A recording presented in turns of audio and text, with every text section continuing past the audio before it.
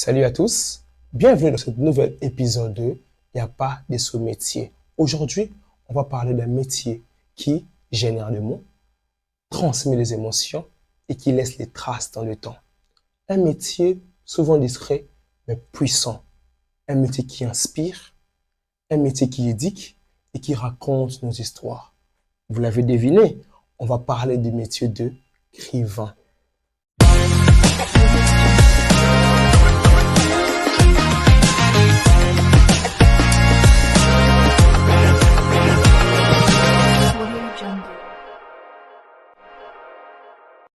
Et pour parler de ces métiers, je ne suis pas seul.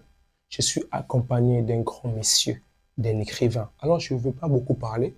Dans le bami, il était l'antique à Yémoko à se présenter. Bonjour, monsieur. Bonjour, monsieur Nathan. Vous allez bien? Très bien. Alors, À l'aise. dites-nous, à moi et aux gens qui nous suivent, comment vous vous appelez? Moi, je m'appelle monsieur Grace Titala Ilunga. Je suis entrepreneur. Je suis également agent de l'État. Je suis conférencier en comportement organisationnel et écrivain. Surtout, c'est ça ma particularité. Ok, parce que les gens allaient dire, hey, ils nous ont menti.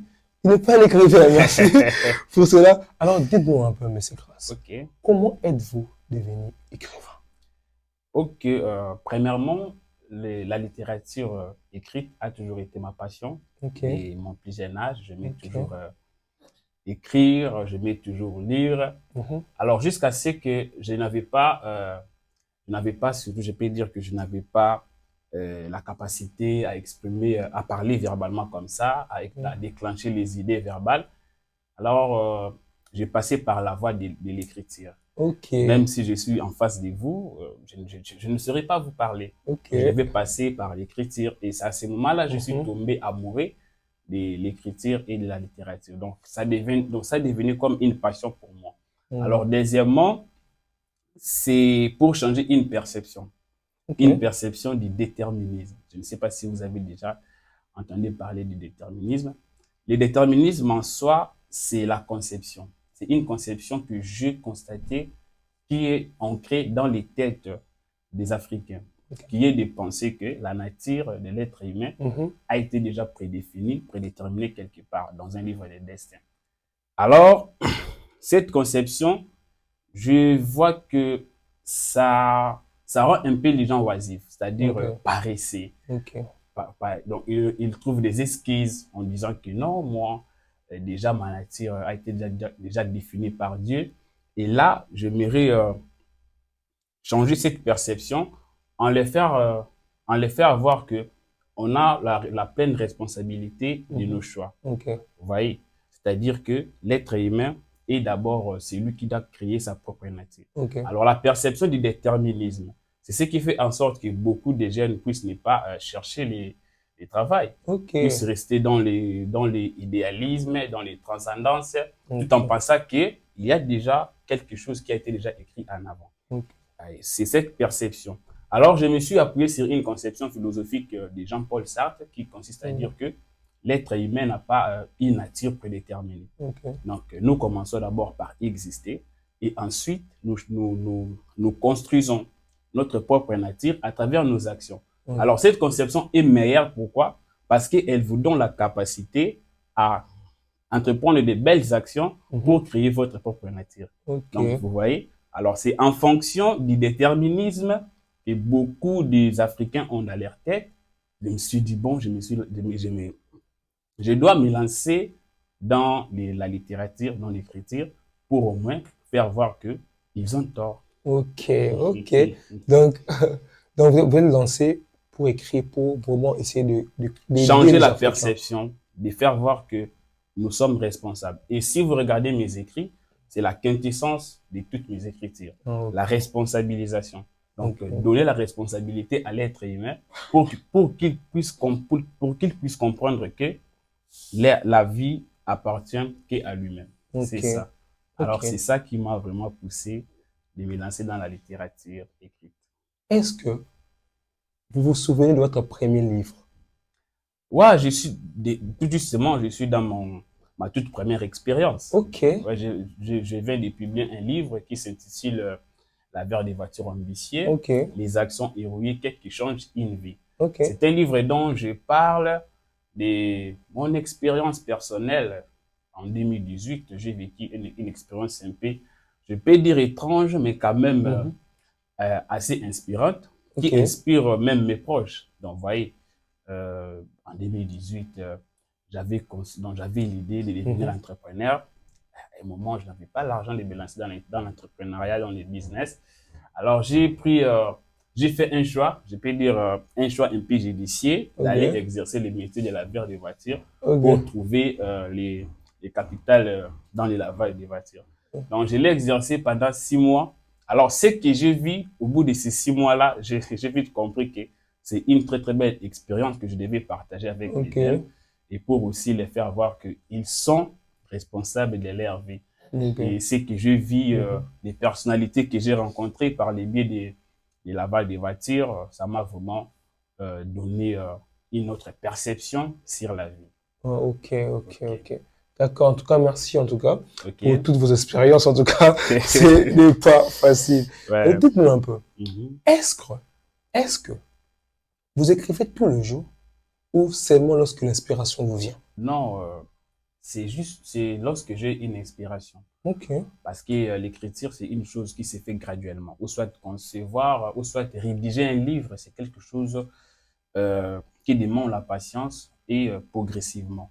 Il y a d'autres idées qui viennent. Il y a un moment où des idées viennent en vague. Il y a aussi des moments où vous êtes en perte d'inspiration.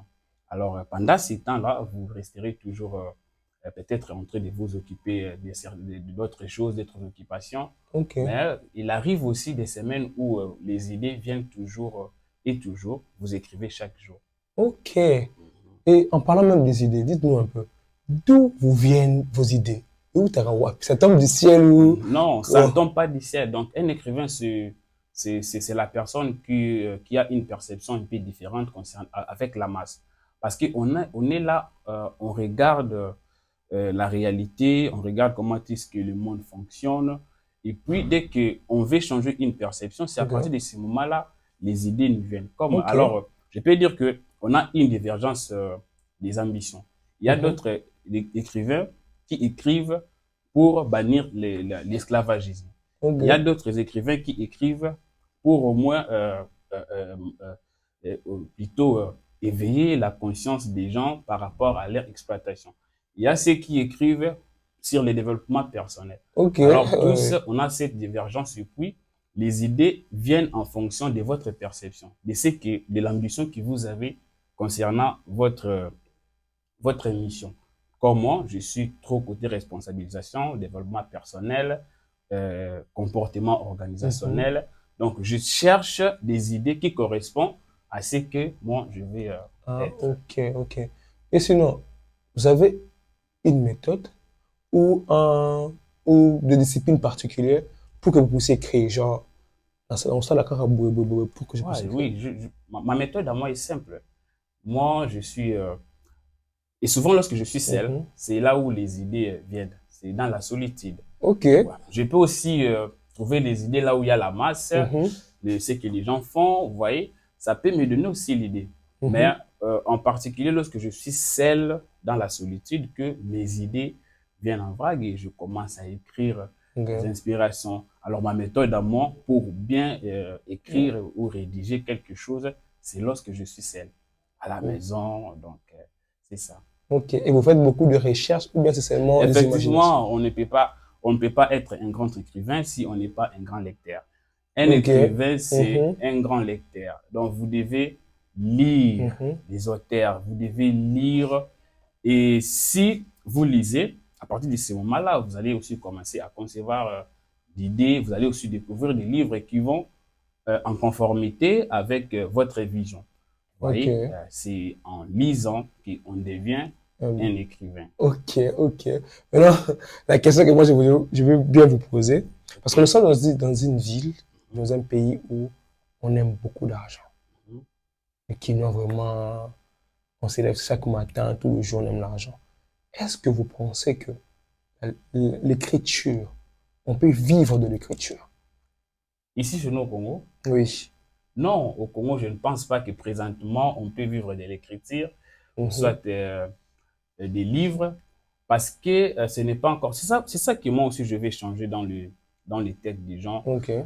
C'est oisivité de quoi, de lire les livres. Et les Congolais, ce sont des gens qui n'aiment pas lire. Ah, ok. Ils sont là, lorsque vous les intéressez, les livres, même si vous les mettez 20 $, 15 $, déjà, ils trouvent ça gros. Ah non, mais c'est trop cher.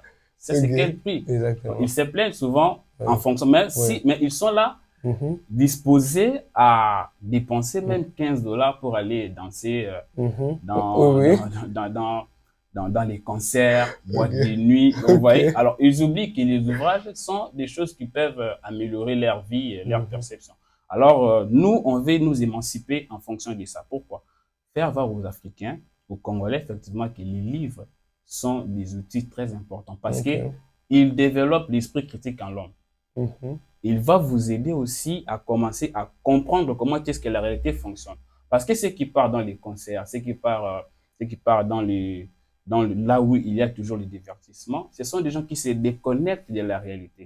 Ils utilisent leurs sentiments, vous voyez, leur côté émotion, dans un monde qui est réel et matériel. Alors pourquoi? C'est en fonction des images qu'on leur vend. Vous voyez, ce qu'ils regardent à la télé, vous voyez, les séries qu'ils regardent, la musique, ainsi de suite, les façons d'une certaine manière. Alors les livres, quant à eux, ne vous vendent pas des illusions, à part des romans. Mais les livres comme les livres de développement personnel, vous voyez, les livres de capitalisme de Karl Marx, vous mettent face à votre réalité et vous allez comprendre comment est-ce que la réalité fonctionne. Alors les Congolais doivent aussi adopter, vous voyez, je peux dire ces comportements de lire. Ça va faire en sorte que nous puissions au moins devenir clairs d'esprit. Ça ouvre l'esprit. Les livres ouvrent l'esprit. Et moi, je peux dire aussi que nous devons faire en sorte que les jeunes, la génération qui vient, puissent adopter ces comportements de lire. Les comportements de la lecture va faire en sorte qu'ils puissent connaître leur culture, leurs valeurs. Vous voyez, si vous remarquez aujourd'hui, vous allez voir que nous, les Congolais, nous sommes passés à côté de nos valeurs propres. Pourquoi? Parce qu'on n'aime pas lire les livres que nos ancêtres nous ont laissés, nous ont légués.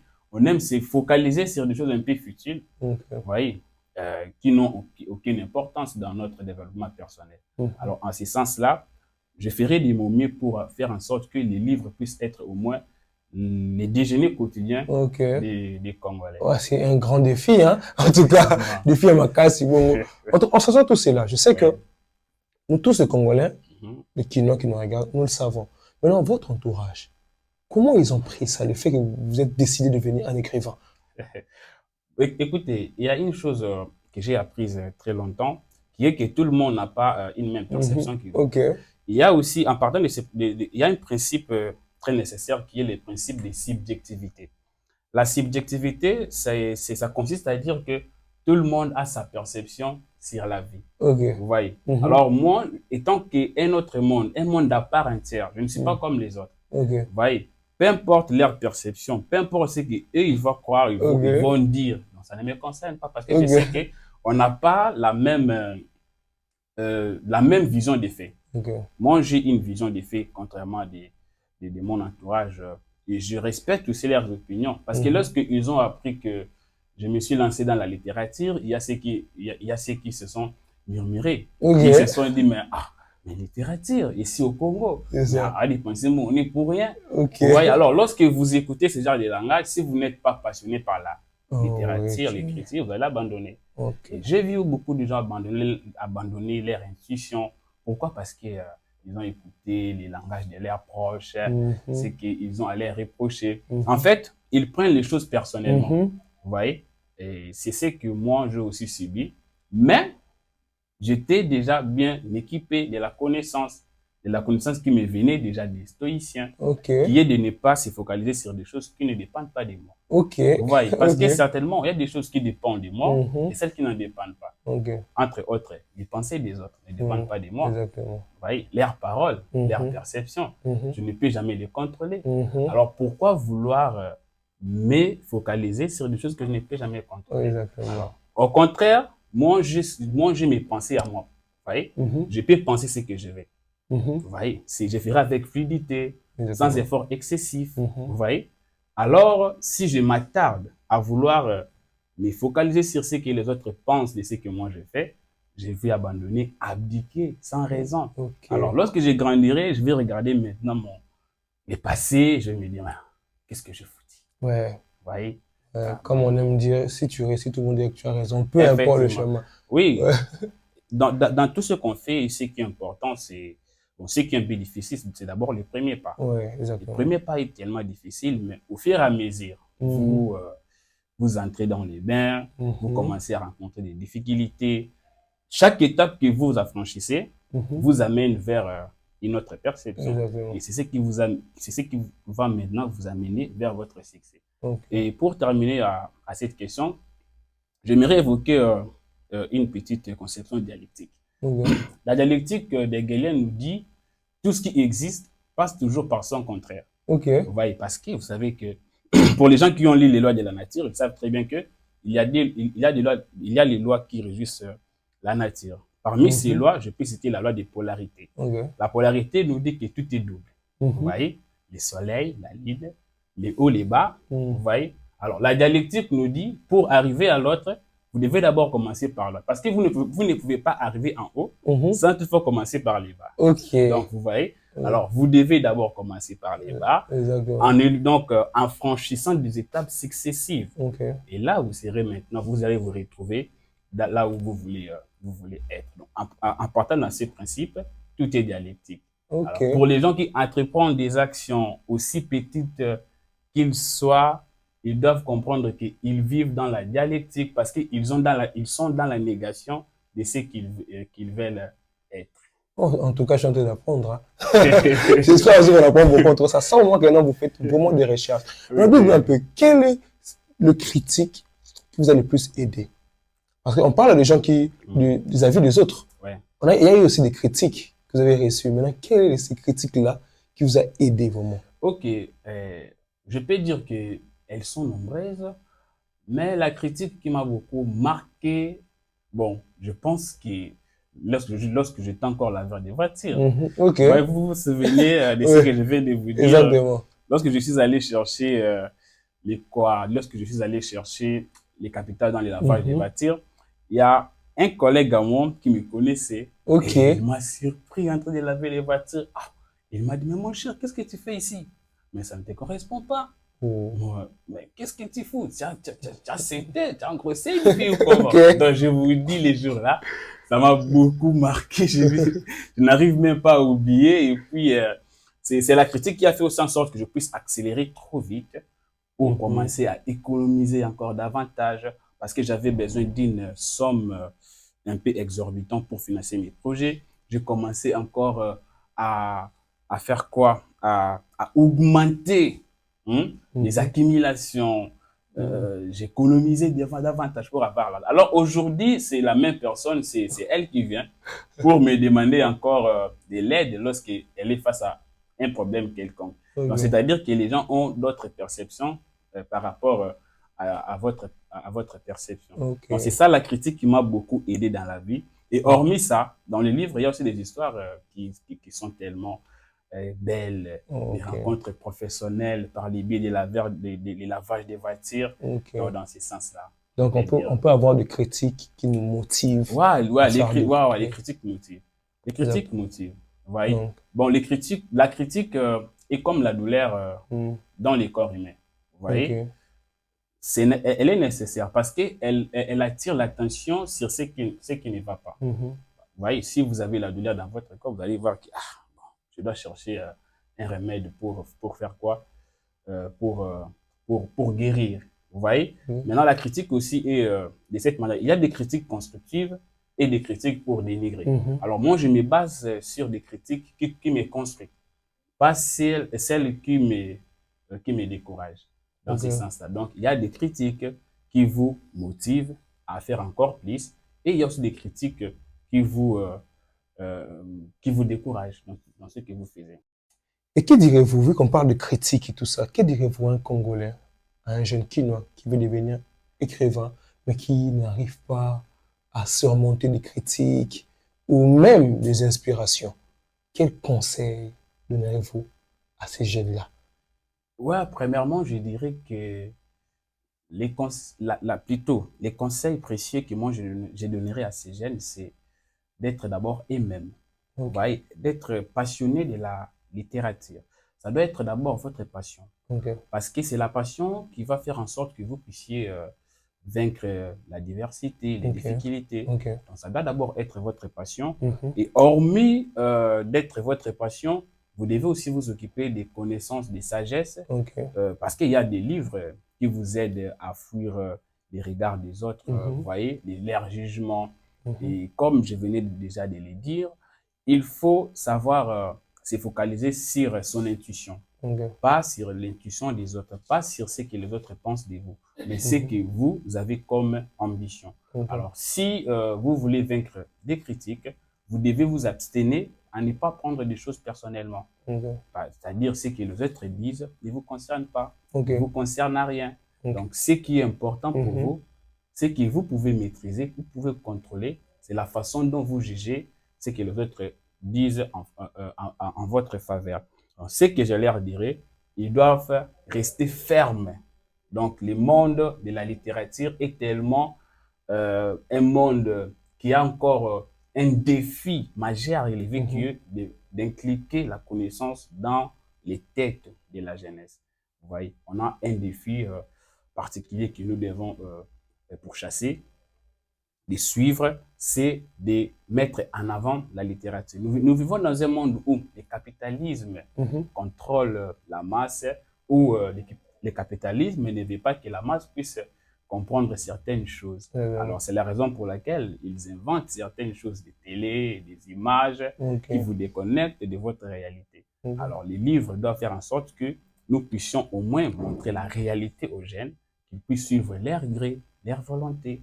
Et en fonction des livres, de la connaissance, c'est à partir de ce moment-là nous allons changer notre continent. ok. Il y a quelqu'un derrière son téléphone ou sa télé OK? qui aimerait bien savoir, parlez-nous un peu de votre livre. Ouais. Et dites-nous aussi, hein, vous nous Mhm. parlez de votre livre et vous nous dites aussi où on peut l'avoir. Ouais, mon livre s'intitule L'avers des voitures ambitieuses, les actions héroïques qui changent une vie. Vous Ok, savez, j'ai voulu simplifier les titres pour au moins attirer l'attention, hein, ok, parce que déjà, c'est très important lorsque vous publiez votre livre de simplifier les titres. Les lecteurs doivent déjà comprendre l'idée du livre mhm, tout en regardant seulement les titres. ok, Alors, moi, je peux dire que c'est ma façon de faire les choses, hein, mhm, ma façon de faire les choses à ma manière, à moi. Et les actions héroïques, ça complète juste l'idée qui se trouve dans le livre. C'est-à-dire ok, que les actions que j'ai entreprises, qui ont fait en sorte que je puisse aller rencontrer des grandes personnalités, ok, pour moi, c'est héroïque parce que je n'aurais jamais imaginé qu'un jour, j'essaierais en train de laver des voitures, vous voyez. mhm, Alors, ces actions sont, je peux dire qu'elles sont accompagnées par les développements personnels, de savoir comment valoriser ce que vous faites, parce que c'est en fonction de la valorisation que je faisais de mon métier de laveur des voitures que j'ai distingué et aller rencontrer de grandes personnalités. ok, Alors, ces stratégies, c'est aussi les stratégies, je peux dire aussi, c'est cette volonté-là, c'est cette valeur que j'avais donnée à ce que je faisais qui a fait en sorte que je puisse distinguer. Alors, les livres parlent de tout. Hormis les histoires, hormis l'expérience que j'ai partagée, il y a aussi des réflexions philosophiques. ok, Vous voyez, il y a des réflexions comme la conscience des classes. Donc, vous ok, voyez, vous allez lire la conscience des classes dans le sens où beaucoup des gens aujourd'hui, et surtout c'est viral, ici chez nous au mhm, Congo, surtout en Afrique, mhm, de voir que il y a des gens qui ne sont pas encore accédés à la conscience des classes, ok, malgré leur âge. Vous ok, voyez, j'ai parlé de l'inévitable conscience mhm, des classes, mais il est très nécessaire de les avoir, soit de l'avoir prématurément. J'ai parlé aussi de l'émancipation personnelle, qui est ok, pleinement un titre psychologique. J'ai parlé aussi de plusieurs choses, vous ok, voyez. Mais maintenant, j'ai conformité, vous voyez. Je l'ai conformé avec la vision que moi j'avais dans mon livre. Dans ok. ce sens-là, le livre est partout je peux dire que pour ceux qui sont à l'étranger, ils peuvent l'acheter Ok. sur Amazon. Et ceux qui sont ici au Congo, ils peuvent déjà commander par mon numéro, soit le numéro de notre bureau, Ok. qui est le 099 15 94 1013. Et Ok. là, si vous êtes ici au Congo, vous les commandez, vous n'aurez pas la difficulté de vous en procurer. Ah, ok. Mais vu que vous avez dit le numéro juste une seule fois, vous avez un numéro personnel et le numéro du Voilà, bureau. j'ai un numéro personnel et un numéro du bureau. Mais si quelqu'un veut vous contacter, Personnellement. ou avoir aussi, il veut Mais vous contacter personnellement et non, avoir le non, livre. non, on a une structure, donc je peux dire que la personne ne peut jamais passer Oui, directement exactement. chez moi sans toutefois passer par un bureau. Exactement. Vous voyez? Donc, Euh, le bureau est là, bien structuré. Si vous voulez me contacter, vous devez passer par les bureaux et puis ok. Le bureau a les son bureaux vont adresse, m'informer. a déjà l'adresse ou seulement le L'adresse, numéro. tout, donc ils vont vous informer. Vous pouvez nous passer l'adresse et le numéro, comme ça les gens sauront où vous retrouver. Nous sommes à 11e rue Limité, Ok. avenue Bobozo, numéro 85, et référence INPP. Donc, vous voyez, si vous Ok. êtes au côté de l'INPP, juste en bas, il y a l'avenue Bobozo là, Ok. et notre bureau se situe là. Exactement. Vous pouvez répéter même deux fois le numéro parce qu'une seule fois, le 0, Congolais n'a pas bien noté. 099 15 94 213. Ok, Ouais. d'accord. Alors, merci vraiment. C'était vraiment un plaisir de vous accueillir. Et les Congolais, est-ce qu'on peut encourager nos amis congolais, nos frères congolais, hein, qu'autant un livre et raté, hein? On a vu que notre frère aime vraiment, il est passionné par ses métiers. Mais, nous sommes Congolais, tolingi kutangati. On doit vraiment apprendre à lire pour encourager nos amis congolais parce que tout ce qu'ils veulent, c'est nous aider à grandir, c'est nous aider à connaître beaucoup de choses qu'on ignore jusque-là. Alors, moi, je nous demanderais vraiment d'être conscient et d'acheter ces livres, de lire régulièrement. Parce que, après ces livres, il y a encore d'autres livres qui vont venir, certainement. Certainement, il y a d'autres qui vont venir. Exactement. Donc, pour que notre frère congolais, c'est pas un Rwandais, c'est un Congolais, puisse faire plusieurs livres, il a besoin qu'on l'encourage en achetant ses livres pour qu'il puisse aussi, lui aussi, manger de ces métiers qu'il aime. Alors, c'était Il n'y a pas de sous-métier avec votre présentateur Nathan Kiala. On se retrouve prochainement pour, pour un prochain ou un nouvel épisode. Alors, écris-nous en commentaire quel métier tu aimerais bien qu'on puisse en parler ici dans ces plateaux. Merci.